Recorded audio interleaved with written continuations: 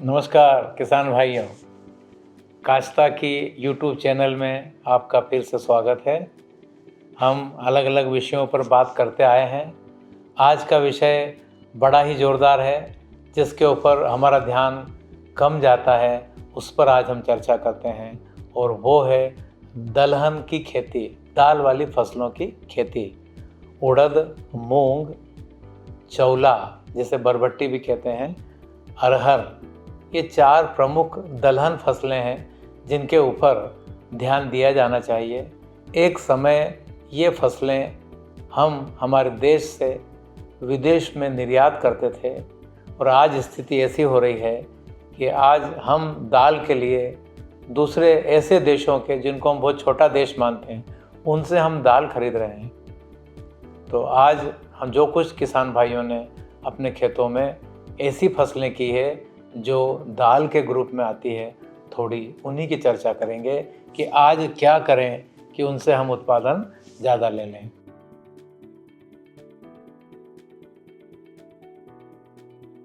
सबसे पहले मैं बात करूंगा अरहर की, यानी तुअर की। एक बड़ी प्रसिद्ध कहावत है मालवा निमाड़ में कि 3 बुलाया और 13 आइया, मत कर आना कानी, दे दाल में पानी, दे दाल में पानी, दे दाल में पानी। यानी कि मेहमान बुलाए थे 3, वो आगे उठ कर के 13, दाल कम पड़ गई तो दाल में पानी डाल करके भी काम चला सकते हैं। ये दाल हमारी इज्जत को बचा लेती है। इस दाल का, जहाँ तक मेहमानों का सवाल है, पानी तो उनको भी नहीं देना चाहिए, दाल में पानी झोंक करके उनको भी नहीं खिलाना चाहिए, मगर कम से कम घर में तो प्योर खाओ। और ये कम होने की वजह यह है कि अरहर का रकबा कम हो रहा है, इसको बढ़ाना है। दूसरी महत्वपूर्ण बात कि अरहर पर हम थोड़ा ध्यान कम देते हैं। एक बात इस समय अरहर के बारे में बताना चाहता हूँ कि अरहर में 2 बड़ी समस्याएं आती है। आप जानते हैं, खड़े पौधों में विल्ट आता है, पौधा सूख जाता है बीच बीच में।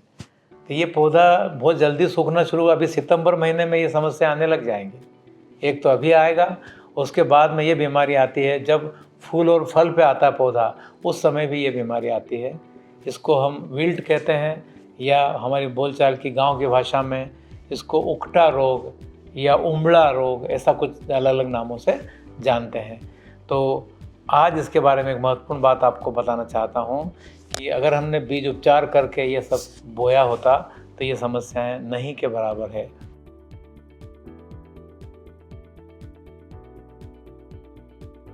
आज एक काम करें, जैसे ही बरसात समाप्ति की ओर जाती है तो इस बीमारी के आने का इंतज़ार न करें। अभी अगस्त महीने के अंत में इसमें हम एक अच्छे फफूंदनाशक की ड्रेंचिंग कर दें बीमारी आने से पहले। एक और बड़ी अच्छी कहावत है निमाड़ मालवा में कि पानी के पहले पाल और बाटी के पहले दाल, ये बन जाना चाहिए, तैयार रहना चाहिए, नहीं तो फिर भूख सहन नहीं होती है। तो हम ये विल्ट की बीमारी जो सबसे खतरनाक है, ये आए ही नहीं उसके पहले मैं आपको एक तरीका बता रहा हूँ कि जब अगस्त एंड हो, अगस्त अंत में, और जो सितंबर शुरू होने आता है, जब बरसात विदाई की बेला आती है, उस समय एक कोई भी फफूंदनाशक जो आपके यहाँ उपलब्ध हो, मैं चाहूँगा कि टेबुकोनाजोल फफूंदनाशक, इसको एक पंप में 20 ml ले करके पूरे खेत में इन अरहर के पौधों के पास में लाइन से इस पे स्प्रे कर दें, यानी कि ज़मीन पर स्प्रे कर दें। ऊपर करें को नुकसान नहीं है, पर ज़्यादा ध्यान देना हमको मिट्टी में। अगर मिट्टी में ये स्प्रे होता है पहले ही, तो जो सुख में ही सुमिरन करे तो दुख काहे को हो, क्यों इंतज़ार करें हम बीमारी के आने का। तो ये काम करें, इस अरहर में सबसे महत्वपूर्ण बात है।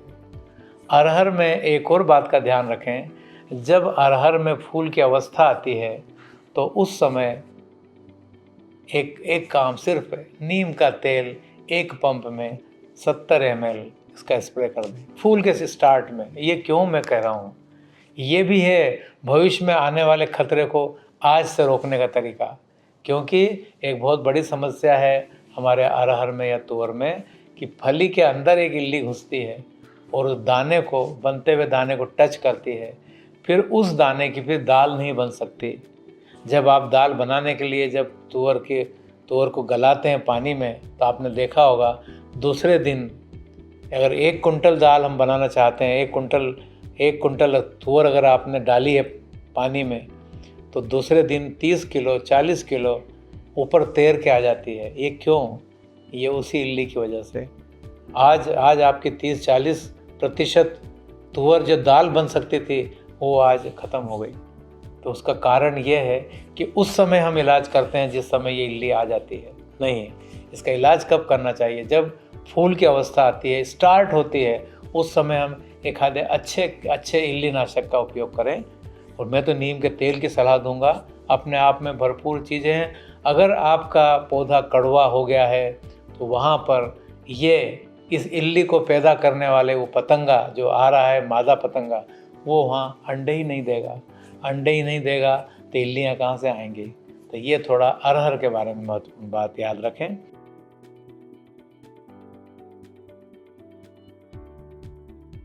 एक जो हमारी दूसरी बहुत ही सामान्य फसल है हमारे एरिया में, जिसको सभी क्षेत्र में बोया जाता है, वो है उड़द या उड़दा बोलते हैं। उड़दा में इस समय एक समस्या आ रही है, मूंग में भी वो समस्या आ रही है, और वो है पत्तियों पर इल्लियाँ लगना, पत्तियों पर छेद होना। इसमें 2-3 प्रकार की इल्लियाँ आती है। जो सबसे खतरनाक इल्ली जो इसकी है वो है, उसका नाम है तंबाकू की इल्ली। इसकी पहचान ये है कि ये पूरी पत्ती को इस तरह से खाती है कि पत्तियाँ जालीनुमा बन जाती हैं। तो इसकी रोकथाम के लिए हम एक अच्छे कीटनाशक का उपयोग करें जो आपके यहाँ उपलब्ध हो। मैं नीम ऑयल का पहले प्राथमिकता देता हूँ कि नीम ऑयल का एक स्प्रे से ही हम उड़द मूंग की इस इल्ली को पूरे सीजन में आने से रोक सकते हैं। एक स्प्रे से, ज़्यादा नहीं, 70 ml पर पंप। और अगर कहाँ शुरू हो गया हो, नीम ऑयल नहीं मिल पा रहा आपको, तो फिर एक अच्छी दवा है अभी इन दिनों, इमामेक्टिन बेंजोएट। इमामेक्टिन बेंजोएट एक पंप में 8 ग्राम, मात्र 8 ग्राम 15 लीटर के पंप में स्प्रे कीजिए। फिर बात वही ध्यान रखिएगा कि स्प्रे भागते हुए नहीं करना है, धीरे चलते हुए स्प्रे करना है, ताकि ये पौधा सिर्फ ऊपर ही नहीं बल्कि ये दवा अंदर की पत्तियों तक भी पहुँचे। क्योंकि जब हम दवा डालते हैं, ये पेस्टिसाइड डालते हैं, तो ये अपनी जान बचाने के लिए नीचे की पत्तियों पर जाकर के छुपती है, और कई बार ये पौधे से नीचे गिर करके उस मिट्टी में छुपने की कोशिश करती है। आपकी दवा अगर वहाँ तक नहीं गई है तो आप इसको कभी कंट्रोल नहीं कर सकते। तो धीरे चलना और अच्छे से स्प्रे करना, पौधा ही नहीं बल्कि अपना लक्ष्य पौधे के नीचे की मिट्टी तक हमारा जाना चाहिए।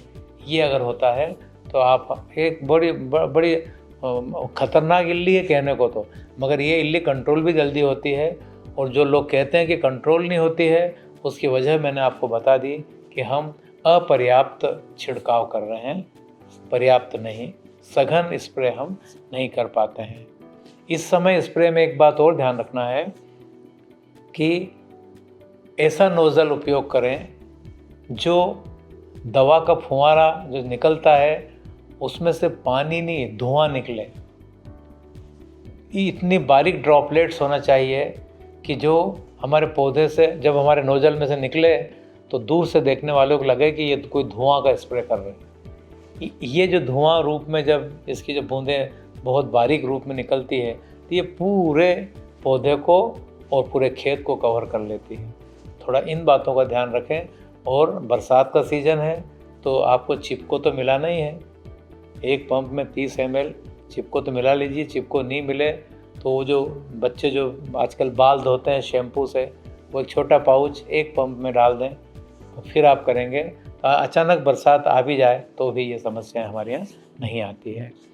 एक समस्या उड़द मूंग में और देखने में आती है, जैसे ही थोड़ी बरसात का समय खुलेगा तो एक वायरस बीमारी आती है जिसको बोलते हैं येलो वेन मोजेक।